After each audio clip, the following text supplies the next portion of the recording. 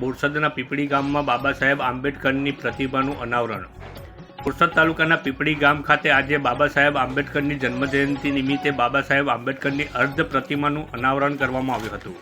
આજે ભારતના બંધારણના ઘડવૈયા ડૉક્ટર બાબા સાહેબ આંબેડકરની જન્મજયંતિ છે, ત્યારે પીપળી ગામમાં દાતા સતીશભાઈ ચંદુભાઈ પટેલ તરફથી ગામમાં બાબા સાહેબ આંબેડકરની અર્ધ પ્રતિમાનું નિર્માણ કરવામાં આવ્યું હતું, જેની અનાવરણ વિધિ પીપળી ગામના ઘનશ્યામભાઈ પૂનમભાઈ પટેલના હસ્તે પ્રતિમાનું અનાવરણ કરવામાં આવ્યું હતું।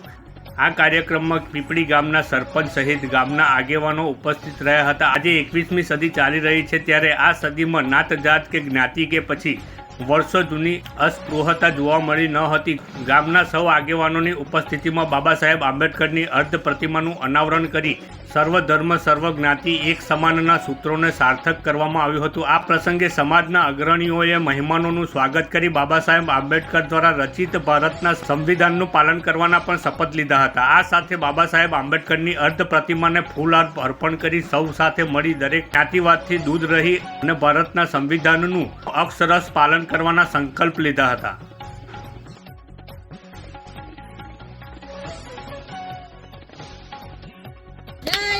જય ભીમ।